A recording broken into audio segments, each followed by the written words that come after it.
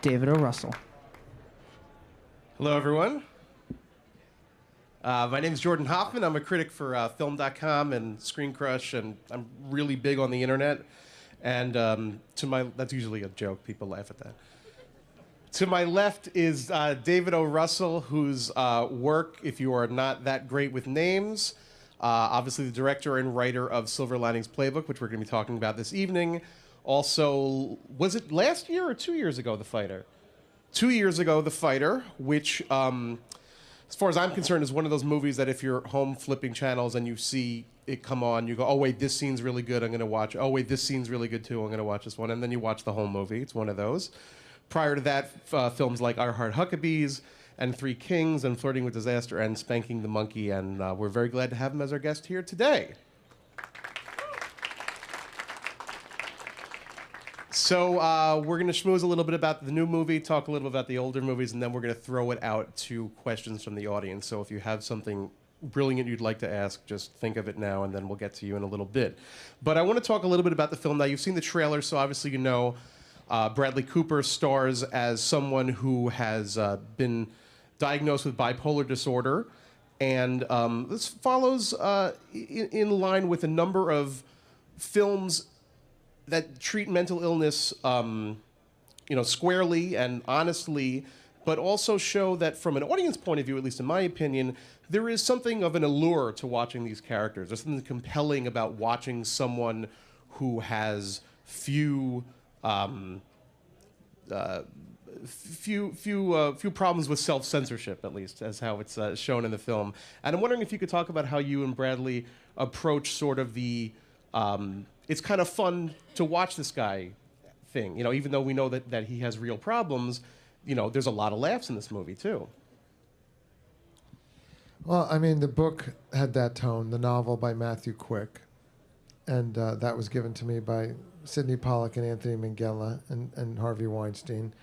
And I would never have responded to it were it not for my older son, who has had many of these challenges himself. So I was familiar with both the comedy and the tragedy of dealing with these challenges.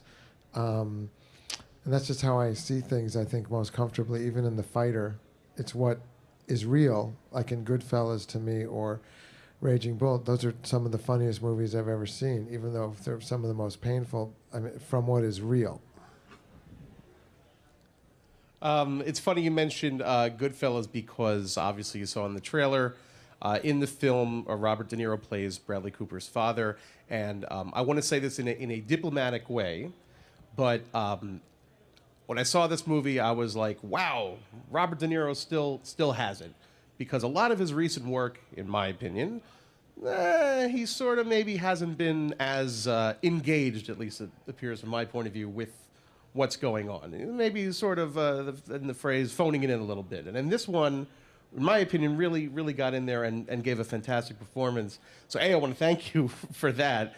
And I just want to talk about, working with him and how you saw him approach this material. And then, what was his, reaction to seeing a role offered to him like this? Well, it was also personal to him because he's had family members who have had these challenges. So we had spoken about that over a number of years. So once I decided to talk to him about it, I rewrote it for him in his rhythm that has been imprinted on me as a watcher of his films. And I think it was something he took very seriously because it is personal to him. And because he also, because of the movie Limitless, has a kind of father-son relationship with Bradley Cooper. I mean, I'm half Italian-American, so is Bob, so is Bradley, and that was the rhythm of the whole picture. It was great to see him memorize monologues and really drill down emotionally in a very intense way. It was just a gift to everybody on the stage. He's super present, and he has a very heavy presence in a good way, a very deep presence that you would expect him to have. And so it affected the whole set, really.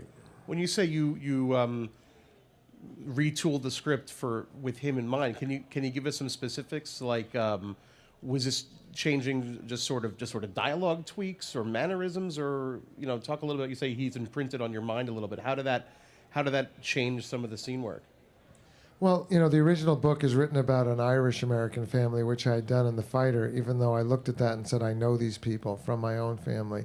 But, this making it Italian-American was closer to the relatives I know, and I wrote it in that rhythm that he speaks, and it comes very naturally. And I think that it's, I'm trying to think of scenes that, he surprised us with the very emotional scene with Bradley. He doesn't always tell you what he's going to do. We did many takes of him and Bradley talking, this sort of talk they have, and one of them he just started crying. I didn't even know what was happening. I thought I didn't know if I was on his back, and I didn't know what was happening. And he also, my son is in the picture, and Bob chases him in his pajamas. I don't know if you remember that. Oh, that's your son. Yeah. Oh, wow. And as Bradley Cooper said today, it's those scenes, in a family at the 3 o'clock in the morning. It always seems to always happen in your pajamas, he said, where the really 3 a.m. of the inner nitty-gritty truth of the family always comes down. Or whatever is going to happen that's weird and upsetting, or the moment of truth, it's always like somehow. And so De Niro walking across the lawn in his pajamas with a bloody nose, chasing my kid who had been bothering him, was something that was wonderful. It's really amazing for me to hear that, because there's a shot, it's maybe a second or half a second in the movie, but it's one of the shots that I think of when I think of this movie is De Niro in his pajamas on the lawn. I'm being totally serious. Like, it just seared in there, and it's amazing that's where it came from. Well, so talking about De Niro, we have a clip, actually. De Niro, like he's my buddy. Mr. Robert De Niro, we have a clip of one of the scenes from the film, and Matt, I think you have that one queued up. We can take a quick look at that right now. It's a short clip. The first rule of showbiz is you always leave him wanting more. You never really know why he wears the garbage can. He's about to, but the garbage bag. Well, he says it's to sweat. They ask him. He says it's to sweat. But if he said it to me, I would have been like, "What do you mean?" But then something happens, and you never. I love that. Well, it's like wearing a sweatsuit. I mean, they don't breathe. So he does it to keep the sweat in? No, to sweat to lose weight, because he's obsessed. Everybody always says to him how he lost a lot of weight, which was true when I met Bradley. It was Wedding Crashers, and I said you seemed like a very intense guy from Wedding Crashers, and he said he weighed 30 pounds more, and he was less happy, and I found that very interesting, and that mirrors the role of the character really. Was that in the book also, his weight loss? Because that's neat. Okay, so in the film, he's trying to recover. He's on his way toward reaching some stability in his life. He's got family, and he meets a young woman, as you saw in the trailer, Jennifer Lawrence, and she has, as my father would say, her own mishigas. She's got problems of her own, and the two bond over this rather quickly. And the scenes between the two really crackle. They're very, very exciting. Jennifer Lawrence obviously is a relative newcomer to film, but has not been in anything that hasn't really just people have been really taken with her, and with good reason, I think. And I'm wondering a little bit about the process between Bradley and Jennifer, how they worked in their relationship, sort of if there was anything in addition to the usual professionalism of coming to work, rehearsing, learning your lines, that sort of thing. Did they do some sort of research together about mental health issues or, programs or whatnot in their collaboration? Well, she plays kind of a force of nature person, and she was a late arrival. We had our choice of many different great actresses. We were very fortunate, and she came in at the 11th hour and was the first audition I had ever Skyped. She did a Skype audition with me from her parents' house in Louisville, Kentucky, and just really impressed us. So she just sitting at her desk? At her father's desk, yeah. Wow. That's, if she can impress you just sitting down and you're looking at her head on a square. Yeah, I feel like I can almost tell anything online. People always say you have to see it projected. I think I can even tell a cinematographer's work online. They say, no, you have to see it projected. Of course, I say that when you're going to see my movie. You have to see it projected, but I guess it's a double standard.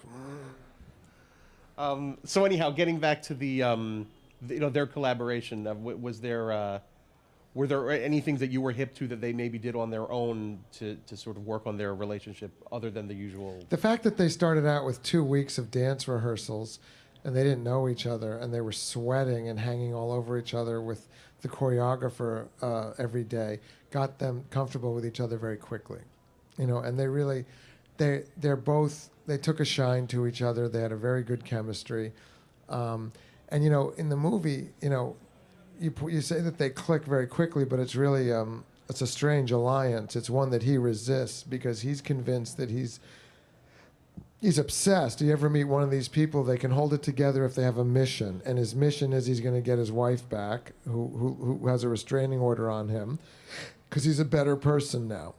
And this is what's holding his whole life together, is this. He's making himself a better person, to be a better husband for her, after a very big incident happened. And Jennifer helps him to get him back to his wife. That's the whole purpose. She's there to try to help him get back to his wife. Anyway, they also would both root around in my food bag. I have a food bag every day, and they both liked picking what they liked out of there. Excellent. Okay. Well, you know what? Let's just jump to it then. We have also a clip of the two of them. This is right after the first scene where they meet at a little dinner party and they sit down to dinner, and this scene happens.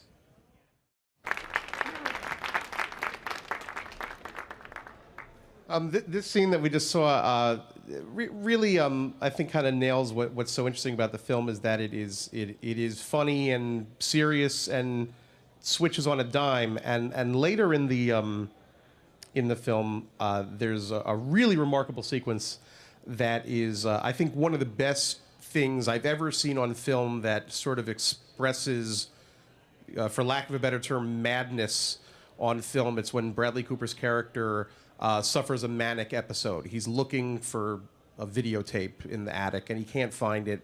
And it's sort of shot from his mental point of view, and how he just gets more enraged and more enraged. And it's cut together.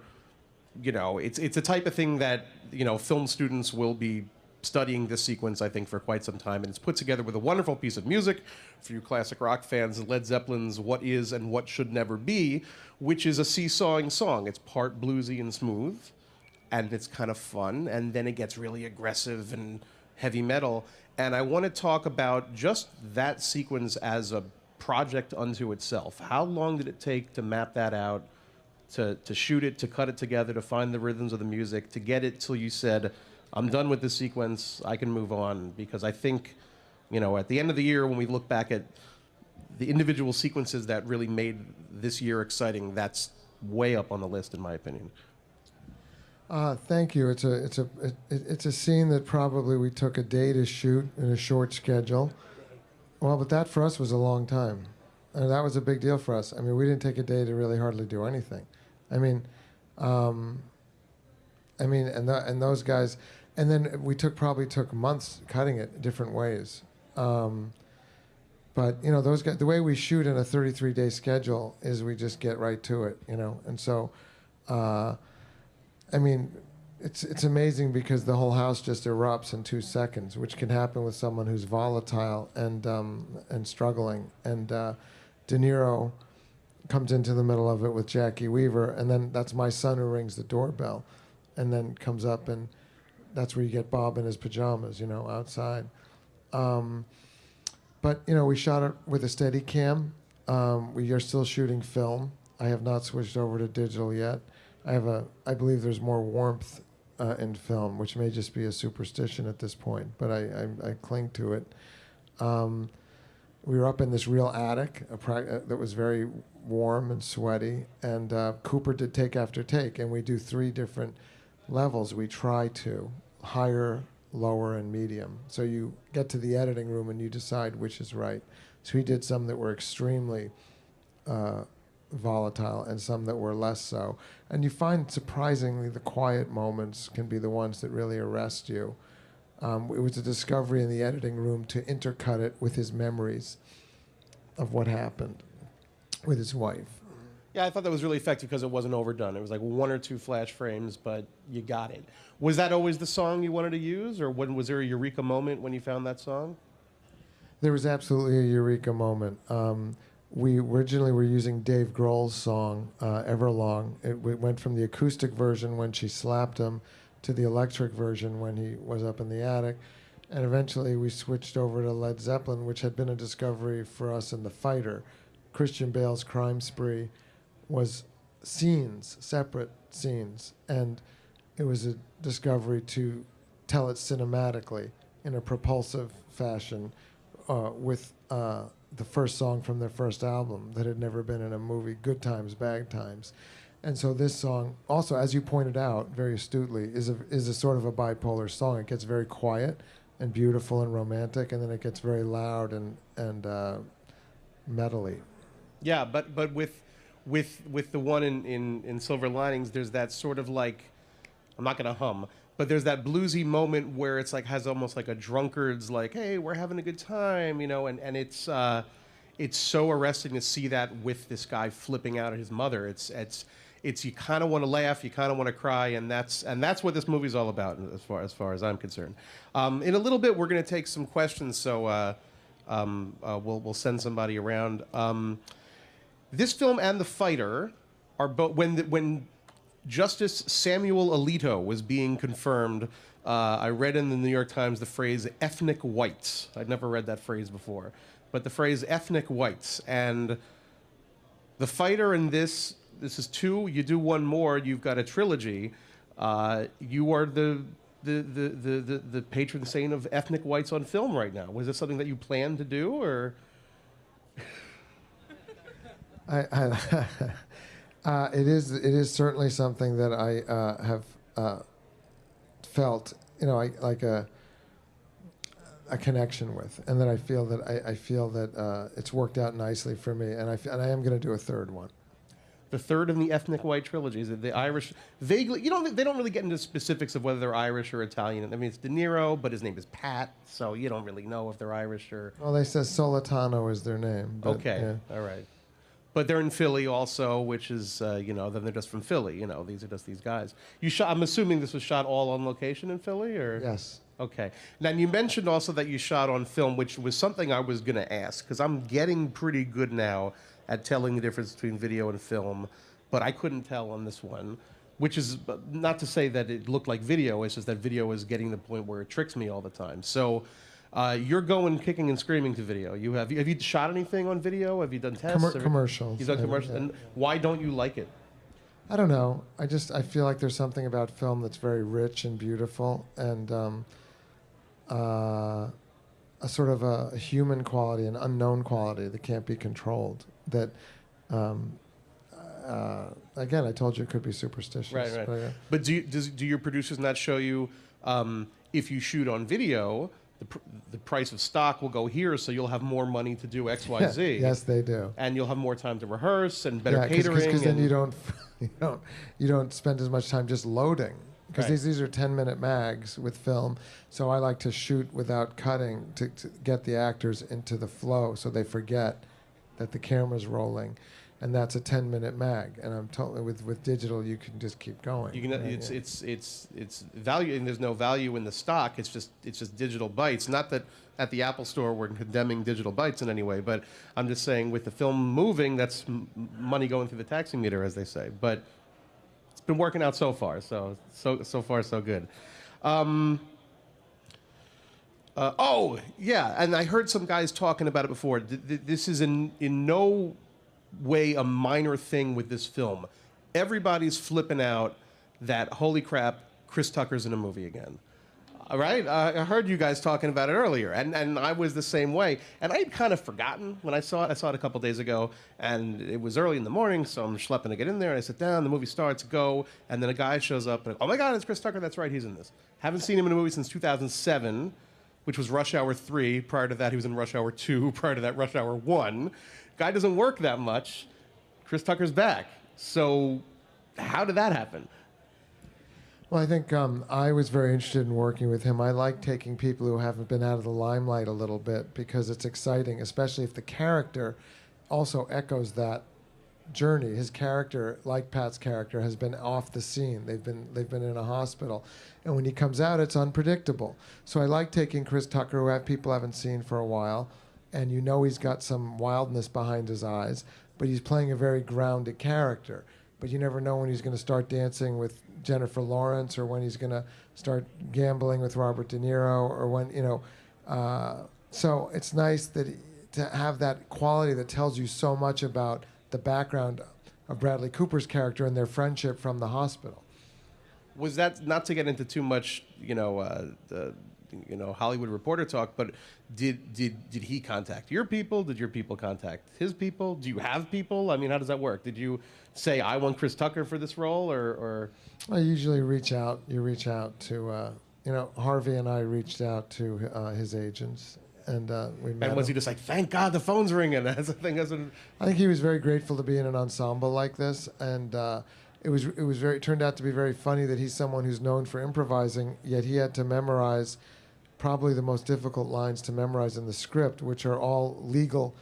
They're actual legal language from people who have had to do plea bargains to go to hospitals or prisons, and he's like a legal expert from jail in a way. And every time he steps on screen, he's saying the law. Bob De Niro calls him a jailhouse lawyer, and it was funny to watch Chris have to remember all that stuff. Well, it's a lot of fun to see him. I mean, he has a small role, but when he's on, he's got full command of the screen. It's a lot of fun. So why don't we go to a question now? If anyone has, you can just throw up your hand. And question, second row. Hi, David. For The Fighter, what was it like working with Christian Bale and Amy Adams? Well, it was great because I thought each one of them got to play something that someone had never seen them do. Christian Bale had never played someone as warm and funny, I think, as he played in The Fighter, as much as he was tragic. And I enjoyed the fact that 5 minutes into the movie, people would say to me, wait a minute, that's Christian Bale? So the same thing with Amy Adams. They would say, the princess from Enchanted, I don't think she's going to be a bitch from a bar in Lowell, Massachusetts. But I said, well, where do you see the film? And so that's a pleasure. And I'm going to work with both of them again on the next project, which he dubs the third in this trilogy, which is a true New York area story from 1978. It'll be with Christian Bale, Amy Adams, Bradley Cooper, and Jeremy Renner, and it's real people, really intense people during an amazing, almost unbelievable story that happened with all the sick style of 1978 and music. It's going to be intense. Well, now that you've teased us, you have to tell us a little more. Is it you say it's a true story? Is it about? It's based on a true story. It's based on what became known as the ab scandal at the time. But I'm focused, which is where the FBI and these criminals were arrested by the FBI and forced to work with them in creating cons to catch other criminals and other con artists and eventually politicians. But how it happened, it's really, to me, more about the people and the love lives they were having and how they got involved in all this, which is just amazing. You shooting that here in New York or in Brooklyn, Queens, that area? We're going to shoot it right here in New York, and we're going to shoot in New Jersey as well. And, we... the sixth borough, New Jersey. We can call it that. That's fine. Third row right here. Hi, David. How's it going? As a director, having such a short time frame to shoot a movie, what's that like? Like, I mean, because like, has there ever been a point where you wanted to go to the studio and ask for more time, or like, what's it like, maybe the 31st day or something like that, where the film has to be done and you're not quite there? Like, what's it like on set? Like, is it intense? Is it stressful? How does your crew react? Well, I mean, the way it is always stressful. Making a film is stressful, but that's what makes it exciting. I mean, I did 33 days on both the last two movies, and I embrace it, and I like to deliver the picture under budget and on schedule. And I don't believe in asking for more days. To me, it's a big... I've been there, and I just think that, use your craft and use your discipline to figure out how to make it happen. I mean, Harvey Weinstein called us up and said, I just had a great idea for this coda at the end of the movie. What if the whole family was together back in the house? I said, great, you're going to give us another day for that? He said, no. And so we fit it. you treat it like your team six. You strap on your backpack and you say, let's make this happen, So if you have the right atmosphere with a wonderful group of actors, everybody's very eager to make it happen. So when Harvey Weinstein says, I have an idea, it really means you're doing my idea. No, we didn't have to do it. I like him, and I like collaborating with him. It is a very nice. It's a moment to sort of take a victory lap in the film. So He was right. he was right. I wanted to bring up one of your first film actually was a movie called Spanking the Monkey. I don't know if anyone here has seen the film. A couple of people, few people, a high percentage of people. And I just wanted to share a very quick story. And I saw it, I guess, a little bit after it came out, at home around the holidays, actually. It's a fun holiday movie. I guess on VH. For those who don't know, it involves a mother-son incest, is what it all kind of builds to. And I watched it on VHS at home with my mother, which was fine, except for the fact that my sister was watching it too, and she had to make a big deal out of it and say, "Isn't it weird that you're watching this movie together?" And then it became weird that she said that. So I'm wondering if, over the years, plenty of people, I'm sure, have come to you with stories about how they saw that film. And I'm wondering what was the top one, because although my story is fun to me, it surely can't be the craziest. Yeah, they're usually almost always involve someone finding themselves in a movie theater with their mother and freaking out, or people going to the comedy section to get it and getting it home and saying, "Why is this in the comedy section?" Or taking it from the drama section, getting home and saying, "Why wasn't this in the comedy section?" Because what I like about the picture is that it's where someone is actually trying to hang himself in the bathroom while his mother's knocking on the door, insisting that he come out and eat dinner, and he says, "Can't I do anything around here?" And because she never seems to leave him alone. That's how that was the first film that started it all at Sundance, and we got it in the can for $80,000, so that we were proud of that. So, Which today in digital terms is probably a huge sum. 80,000. You can make 3 movies for that. What are you talking we about? did it with something called Short Ends, which at the time was the film that was left over from a feature film, which has now become obsolete. So on a big film like Terminator, they would have what was left on a roll, and they would take these partial rolls, and then people like us would beg and try to get them. So we took all those leftover rolls and made the film. Are you able to keep up with the new crop? Like, do you go to Sundance or the other fests to see where the next Spanking the Monkey is? The next, guys scrapping together movies at a low budget? It's always exciting. You read about it on the internet or you hear about it. I've been on juries a few times at Sundance or other festivals, and it's always invigorating. It's always really good. And I tell this, I've been involved with something called the Ghetto Film School, which is the first public high school for cinema. Did you know about this? I did, yes. It's like the high heard school about for it on NPR. It's like the high school for the performing arts, and I've been involved with them for 10 years. And one of the things I love about them, which is the kids from any borough can go to this school in the Bronx and do high school through cinema, is that storytelling. And the reason I mention that is when you go to a film festival, you have that experience. Is to not be precious about it, and to make everybody just tell a story. Tell it. Don't. You see people hem it. Well, I'm not sure if I just tell it, because I know as a writer that's my biggest impediment. Is when I think, well, I'm not sure it's ready. I'm still thinking about it. No, just tell it. That's the best way we're going to figure out how to tell it. Is when we make you tell it a bunch of times, and then we say, I don't know, I don't understand that part. Fix that part. And so that's what a film festival is like for me, to see all the new filmmakers and see all the new cinema coming out. We have another question in the second row. Hey, David, I'm Christopher Butler from Ghetto Film School. I'm an alumni. All right. When it comes to writing and telling your stories, you seem to tell it from a very unique angle. Like Three Kings, when you told the story of these guys finding this fortune, or The Fighter, when you talk about this drug-addicted fighter. And it's like, what inspires you to tell this unique story instead of a grand story about a war or just about a big boxing match, but going deeper in? This story is Silver Linings? All your films, just telling it at an angle in which we don't expect to see it. You have to find something that really excites you, that personally excites you. So right now I'm very personally excited about telling stories about these characters. In this picture we had, 3 very big characters. We had Bradley Cooper playing this very intense, unintentionally funny guy who's trying to put his life back together. You have Jennifer Lawrence, who's also moved back home with her parents, who's a very direct, bold character, and Robert De Niro, who's a bookmaker and an OCD bookmaker. And those are characters I just fell in love with. And when the film is over, I was sad it was over.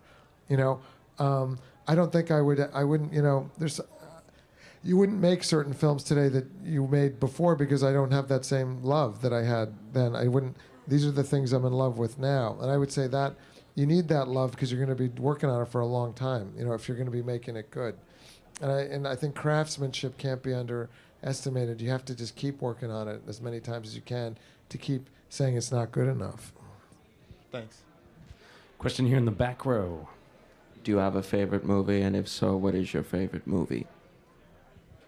That's very hard to do, you know. And when I always see people's faces when I ask them this question, it's like I've given them a math problem that they have to, you know, figure out the exact best movie. And I just say, well, just name 10 or 5 or 4. Or I can just start rattling off a whole bunch of my favorite movies, you know. I named 2 of them, Goodfellas, Raging Bull. You know, I would add to that It's a Wonderful Life. I would add to that Chinatown. I would add to that Shampoo. I would add to that. Here's to come. Since I have some guilty Fast Times at Ridgemont High. I think that's a good opening starter. Did you take a second look at some of the quote-unquote classic mental health stories while you were writing, like Cuckoo's Nest or David and Lisa or No. Ordinary People, any of that? No.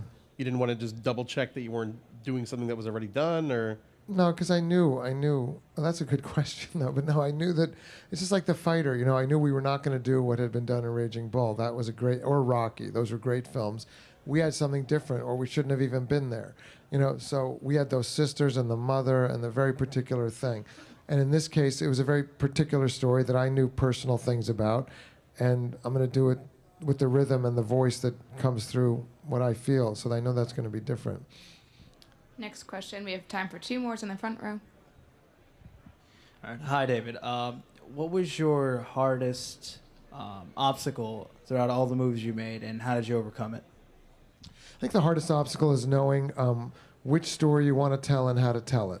And I would say the hardest time might be when I just had a difficult time about 10 years ago trying to decide, and I think it shows in Huckabees. I don't think I was as clear as I could have been. And what I learned coming out of that period that was harder for me is to go from your gut and to keep it real and to make it count and to mean it as much as you can from your heart. That's what I personally got from it, you know, is that I got to feel it and make it real from the heart and keep it simple. That's just what I think I can do as a filmmaker in my work, and that's what keeps it grounded and keeps it entertaining. I want to grab the audience by the throat. I don't want to be bored when I'm watching a movie, and I want a movie to really grab me, and I look for sustained intensity. Last question right here in the second row, in front of you. I just want to say I'm a huge fan of The Fighter, and I actually saw Silver Linings Playbook at the Hamptons Film Festival, and I really loved it.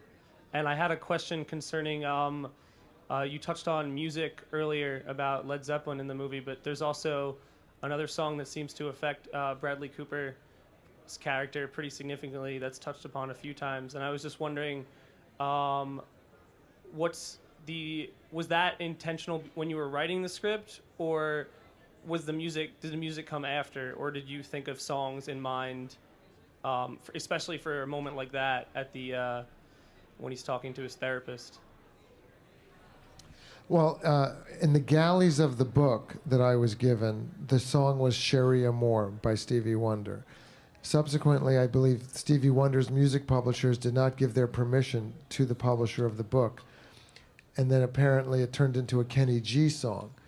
But I kept it Sherry Amore because I think that's a very beautiful song. And I prefer a song that isn't just a joke, because that isn't the kind of movie we were making. No disrespect to Kenny G, but I think they were just trying to, they made comedy there. And to me, it's a song that would be at a wedding. It was his wedding song, and it meant a lot to him emotionally.